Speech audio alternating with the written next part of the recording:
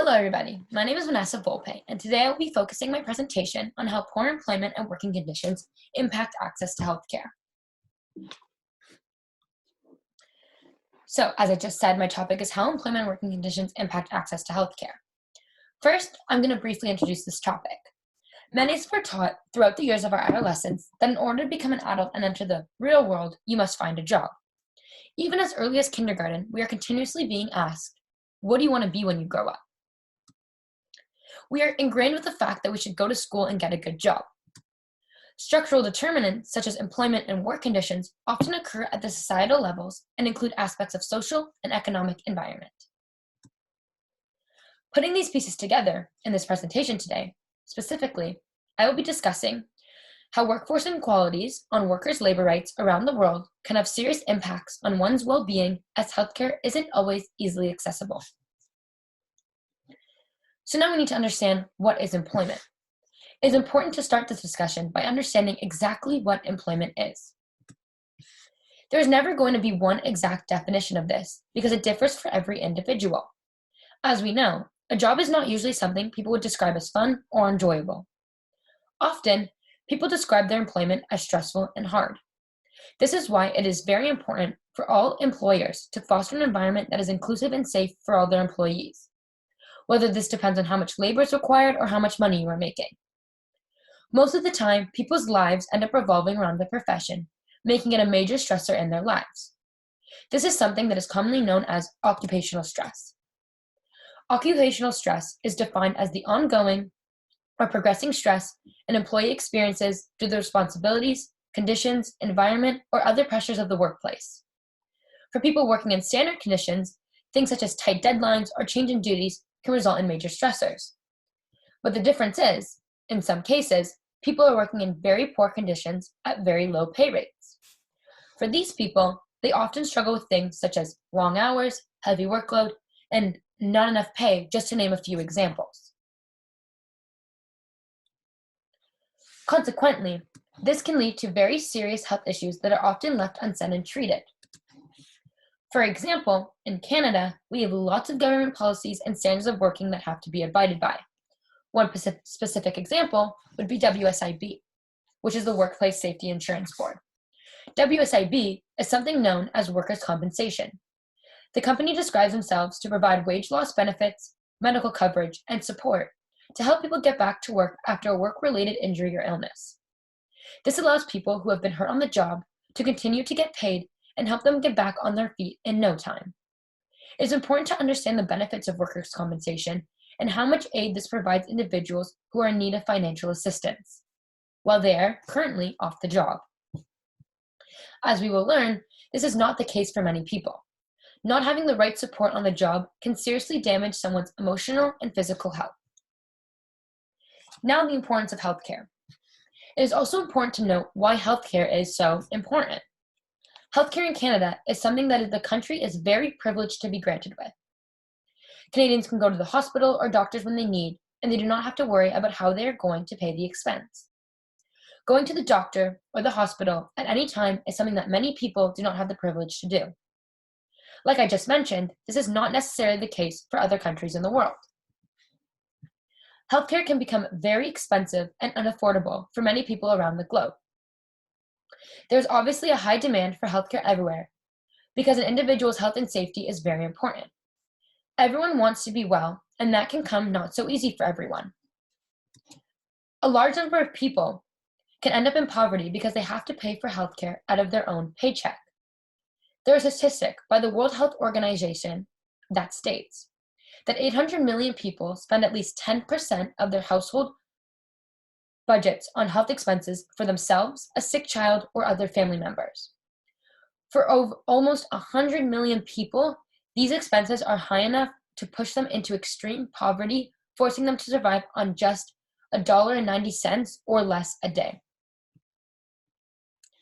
As well, this can put financial stress on an individual if they are not making enough money to support themselves or their family members. Many times, as we will talk about later in this discussion, many people working in poor conditions often have many conditions that are left untreated.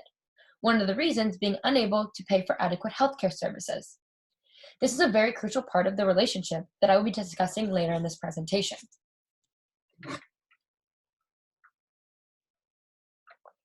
So after we're discussing the importance of healthcare and employment, there is a sociological concept to consider, something we know as role strain.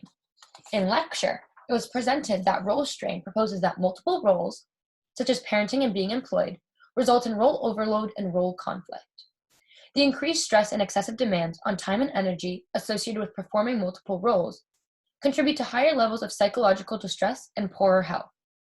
Most often, this certain type of strain is seen in women. Women take on many roles as caregiver, birth givers, all while still trying to take care of themselves. There are many different types of role strain. First, being role overload, which occurs when all the demands of trying to fulfill multiple roles exceed the ability for a person to meet them. An example of this would be if a person is working at a big corporation, such as Amazon, and someone leaves, the other employees working at Amazon would have to do more to cover the work that this person would be doing. Second is interpersonal conflict, which occurs when problems arise within different types of relationships in life that are due to multiple roles being taken on. This can occur when a person has to take on many roles and is constantly battling with themselves to juggle. For an example, if a person is part of a soccer team and also the head of a dance team, they can feel really stressed out and constantly fighting within their head about where they should be focusing their energy on and what is most important. Also, there's inter-role conflict, which occurs when demands of 2 or more roles are impossible to be met at the same time. This is commonly seen in parental figures. So for an example, when a father is having to fulfill fatherly duties, but also at the same time being the chief of police. Both are very, very straining jobs that can take up a person's time, leading to strain on their mental and physical health. The next type of role strain is role captivity, which is when an individual takes on an unwanted role. An example of this can be if a young child has sick parents and they have to take the role of caregiver to their parents. This can be difficult to cope with and hard to understand at a very young age. Finally, there is role restricting, which occurs when normal role patterns have to be restructured and cause significant change. This can also go hand in hand with the child taking over as a caregiver because their whole life has to be changed because their normal everyday patterns are essentially flipped upside down, and now they have to take on being a kid as well as learning how to take on a serious parental role. This is important to consider when examining the relationship between employment and access to healthcare because oftentimes people with lower paying employment and poor working conditions tend to take on multiple roles in their life. For example, oftentimes they have to work multiple jobs just to make a living, as well as take care of themselves and take care of people around them. For these people, role strain is very prevalent. Role strain can take a major mental, physical, and emotional toll on a person. It coincides with access to healthcare because people working in bad conditions often do not have time to go to the doctor, or they may not have the expenses to pay the price that is healthcare, as we have covered before. So, all of these factors can lead to people, as I mentioned previously, leaving conditions that can go untreated, raising the risk for even more serious illnesses or even mortality. The severity of this issue is why it is so important to understand the relation between one's health and their working environment. So now we're going to touch upon a few key factors that result in this relationship. So as noted before, employment and working conditions are both crucial components in determining someone's health and illness. There are many key factors in this relationship and why poor conditions can lead to unequal access to healthcare. As touched on previously, education is one of the major key factors driving this relationship. Many wealthy economies can promote better education for the society and provide the proper tools and resources for people to be educated. This is important to understand in this relationship because without good education in today's society, it is hard to get a good paying, high status job. Now, when going to get a job, employers are looking for a diploma or some sort of education to even be considered for a job. Because of this, in order to get a successful job, there needs to be some sort of education to back it up. This can lead to many people settling into jobs that underpay for an excessive amount of work. Burgard and Lin noted in a scholarly article that less educated and minority employees are often at greater risk of job losses and trouble finding reemployment. This impacts a person's access to healthcare tremendously. If they are settling for jobs that are not beneficial to them or their health, it can cause more stress and harm to the body. If people in poorer economies do not have education to get good quality jobs, they will be working with little to no pay and hurting themselves in the process. The issue with this is that there is no way with those kinds of jobs that they will be able to pay the price that is healthcare. As well, if there are not people that have the qualifications and education to treat these medical conditions, it puts them at higher risk to live with life-threatening, untreated illnesses. Having well-educated medical professionals is very important. If there's not properly educated healthcare workers, it makes it that much harder to treat people that do suffer from any illnesses, but in this case, especially work-related illness.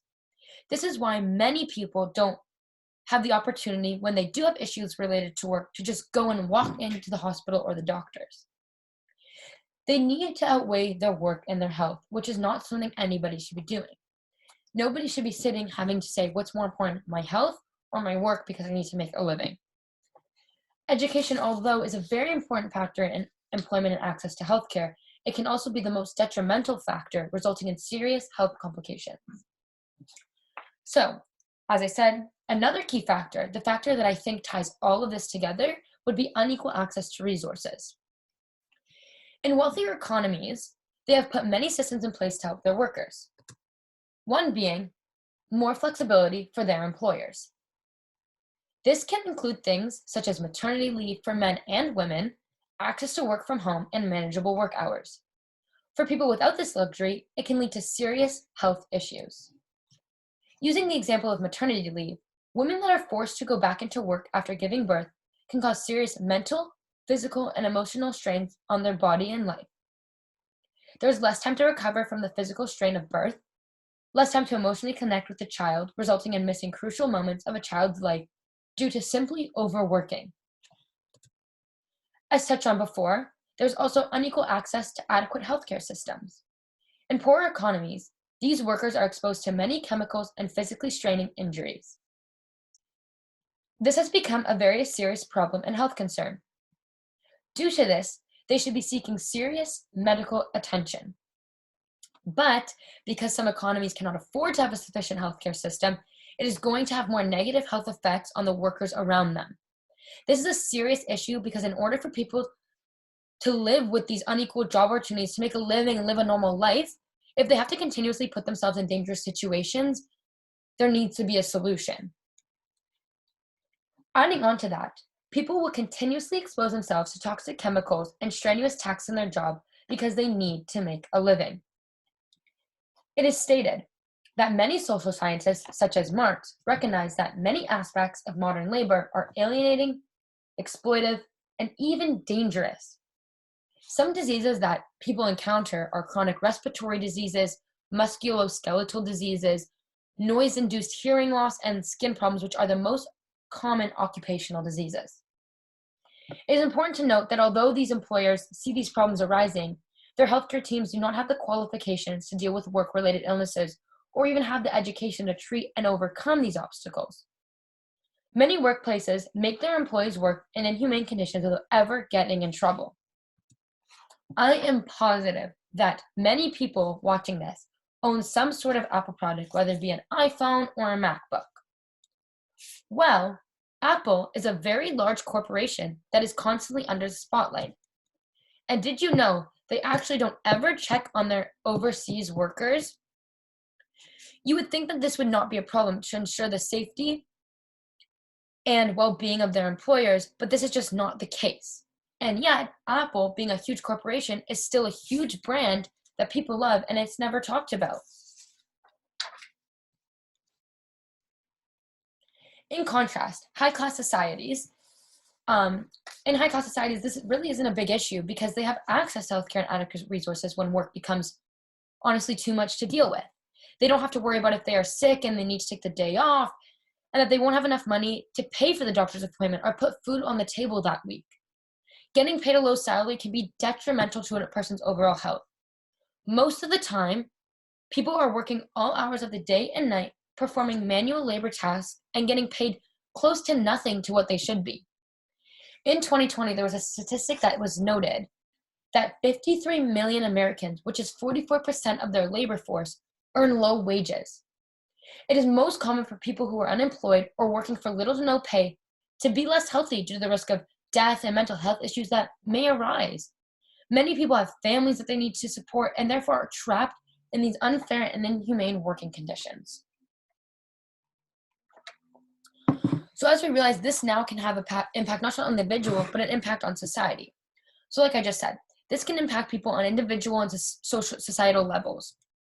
Individually, people are unable to thrive and live their life to the full potential if they do not have access to adequate healthcare services.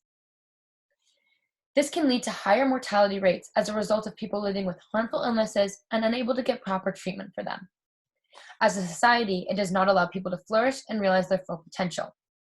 It can cause great stress on a community as a whole, resulting in higher poverty and mortality rates. For example, in today's society, having to go through a worldwide global pandemic has put restraints on so many different countries and societies as a whole. As an example, in India, it was known that they had to put more than one person in a hospital bed due to the overwhelming amount of people who needed medical assistance due to COVID-19. In many parts of the world, even where healthcare is better, there was limited space in ICUs and ventilators, so more and more people were left untreated and resulted in a significant amount of deaths. Another way to look at this issue sociologically is using the social model, which are certain social barriers that concern itself with searching for the root causes of health inequalities. It is defined the social conditions of inequality are based on factors that lead to different health outcomes, such as race, education, age, class, gender, ethnicity, and sexuality. These specific determinants make sense of differences in morbidity and mortality between groups within a society, as well as differences among societies. This helps when examining this particular relationship because it helps demonstrate that the barrier would be access to healthcare, and the determinant would be employment and working conditions. As mentioned, the determinants are strained by the barriers in this relationship. Individualist and biological explanations of health and illness are challenged through a social model of health, the social construction of health, and the social organization of healthcare. As well, the sociological imagination or sociological analysis looks at how the time, place, and social organization shape our lives and examines how what exists can be improved on.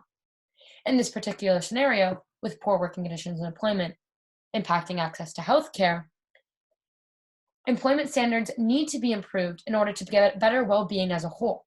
It makes understanding the importance of healthcare and good employment even if it was not necessarily very clear. Now, this can involve 4 interrelated important features that can be applied to understand health problems as social issues. So looked at in 4 different scales: historical, cultural, structural, and critical. For this particular topic, you can use all 4 methods to look at this problem. So historically, you can look at when unequal treatment in the workplace arose and how healthcare was impacted. So you can look at the history of it all and see where it roots from. Culturally, we can notice how different countries and places have different working conditions and different methods of healthcare. Like noted before, some countries pay for healthcare and some don't. Some places have laws on working conditions and some don't. Just like the WSIB example, workers' compensation is not a thing everywhere. Also, men now getting maternity leave is not something that happens everywhere. Structurally, we can look at it on the basis that the issue is important because it impacts society as a whole rather than just the individual. If there are poor working conditions within a society, there will be an increased risk for disease, therefore leading to more illness and mortality in the society.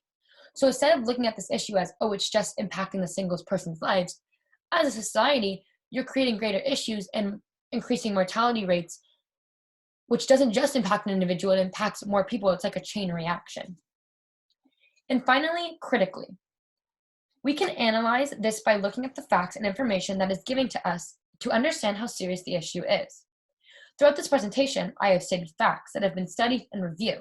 as well as I've given my opinion.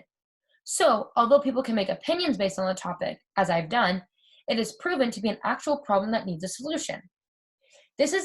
These four internal topics can be a crucial component in looking at access to healthcare because it allows people to see these types of issues on more of a global scale. Instead of thinking of working in poor conditions and getting unequal access to healthcare as an individual issue, thinking about it sociologically determines how it impacts more than just the individual. The effect that the healthcare system has on individuals and society is clearly very important. So just to conclude this all, overall, as indicated throughout this whole presentation, employment and working conditions inevitably will go hand in hand. It is very important as a society to realize the negative impacts that unequal working conditions can have on a person's overall health and well-being. Through understanding this relationship, it demonstrates just how important access to healthcare can be to many individuals around the world and how much we shouldn't be taking it for granted. So thank you, and I hope you enjoyed this presentation.